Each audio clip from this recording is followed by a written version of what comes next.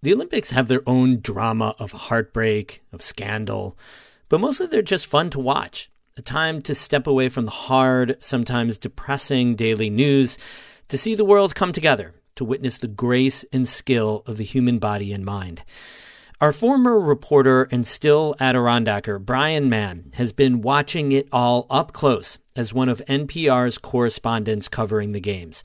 We check in with him in Paris on today's Story of the Day.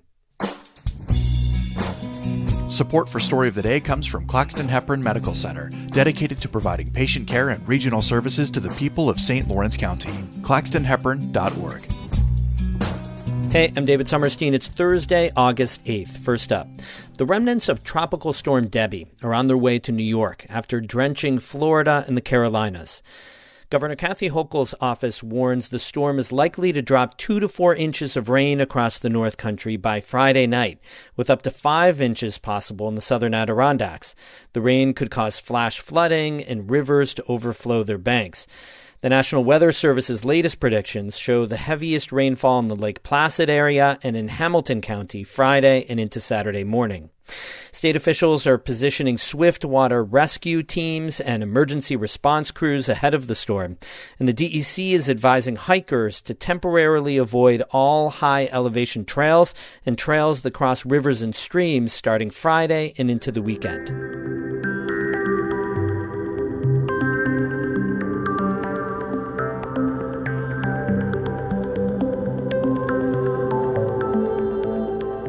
Longtime NCPR reporter Brian Mann has covered lots of intense, serious stories since he started working for NPR. War zones in Ukraine and the Middle East, mass shootings. He's NPR's addiction correspondent. But these days, he's getting a good dose of joy as a part of NPR's team covering the Summer Games in Paris. Brian also covered the Winter Olympics in Beijing in 2022. And he told me that these games are completely different. Oh my God, it's night and day. I mean, Paris is one of the most alive, free cities in the world. Of course, Beijing was also under the heavy burden of COVID. We were sort of being poked and prodded and isolated the whole time. And here, we're literally in among the athletes, seeing these remarkable competitors up close, getting to really talk to them and engage with them. And that just wasn't possible in Beijing. That Olympic Games happened in the shadow of, the start of the Ukraine war. Vladimir Putin was there. So that whole vibe in Beijing was just very heavy. Here, it's not that the world is entirely at peace. Obviously, there's, politics in Ukraine and Gaza and other places. They definitely are being felt here. But overall, I think people really were hungry for a celebration. They were hungry to step aside from all of that trouble for just a brief period of time. All right, let's get to those athletes and get to the sports. You were covering the swimming where the USA had, made history. Yeah, it was really crazy. The American swimmers came into Paris, the dominant team in the world, really expected to kind of literally blow people out of the water. And it started really slow. The Americans struggled. They lost some big key races, but it slowly built. And in the last couple of days of competition in the pool, we saw a couple of world records shattered. We saw the United States win gold medals in big, hard races against the Chinese, against the Australians, who are their big rivals.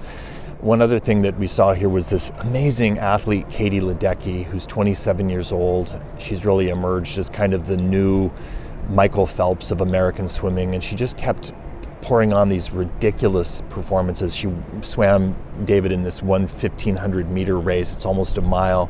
And she just pulled away from everybody else. It was like she was in her own swimming pool. And, to see that kind of stuff, it's kind of mind-blowing. What do you see and what do you feel being up close, that we wouldn't see on TV, either being close to the athletes or being close to the competition itself? One of the things that's really striking is how young so many of these competitors are, David. You're in the room with them, and I don't want to disrespect them. They're not kids. They're adults mostly, but they're just very young, and they're carrying the incredible weight of this competition. They train literally their entire lives to be in a place like this. And you realize when you're meeting and talking to them that, they're in their early 20s, they're in their late teens. And that means that there's incredible passion. They're having a ton of fun. They're really having fun here. But it also means balancing crazy levels of pressure, crazy levels of, just overwhelming, money and corporate support and, ambition all coming together in just these micro moments of time. We saw Noah Lyles compete in the 100-meter sprint here the other day. And this is a guy who's competed for years for this moment, and he won his race by about 5/1000ths of a second. And so that's what these young people are up against. And to see them handle it, usually with incredible poise and humor, it's kind of crazy. I don't know how they do it. I really don't. It's pretty impressive. You've been covering, these big events, swimming. You're covering track and field now. There's all these other little niche sports in these Olympics. Kayaking, slalom, some of the skateboarding, some of the breaking is coming up. You can't be everywhere at once. What are some of the sports that you wish you could be seeing up close? Well, what I am doing is I'm trying every day to just kind of dip in and check out some of those other sports. I just reported on fencing, which of course isn't a big sport in the United States, and that was absolutely fascinating, especially for kind of a nerd like me.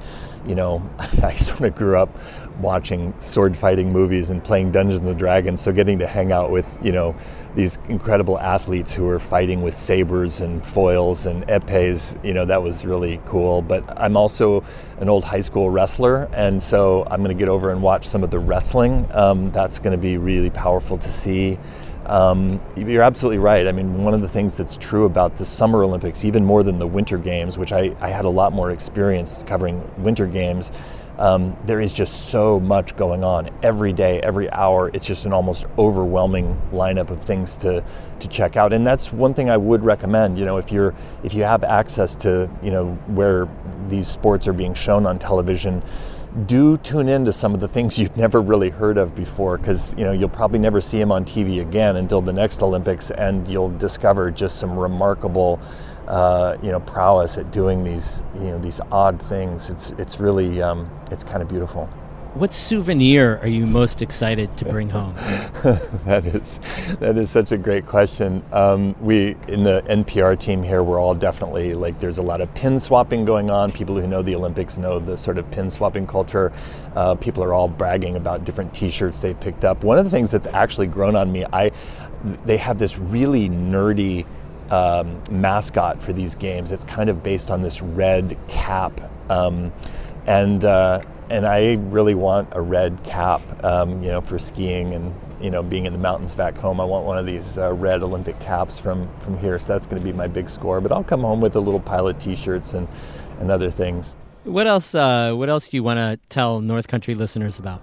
I think it's really nice every once in a while. We cover so many hard and heavy stories. There's so much going on right now. And I just think this is, it is okay for just a little bit of time to have everybody step aside, and especially in a place that's so international like this. I think it is really good to dive into the joy of this moment. I certainly have been. That's been a lot of what I've been doing here, is just letting myself eat great food and walk down streets, surrounded by athletes and families. People have come here to have a party. They've come here to really do these really ridiculously amazing performances in sport. But I think there is a celebration of something bigger here, a kind of taking back of some of the happiness and the sense of isolation that people felt, through COVID, through the pandemic. I don't want to oversell it, but I do kind of think I see that when I see people here.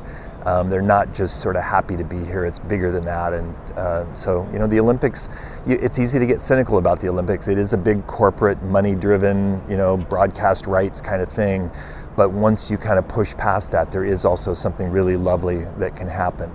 That's NPR's Brian Mann, longtime reporter here at North Country Public Radio. He's covering the Summer Olympics in Paris. More news all the time on our website, ncpr.org. Music today by Alan Dunham of South Glens Falls and Caitlin Scholl of Lake Placid. I'm David Sommerstein, North Country Public Radio.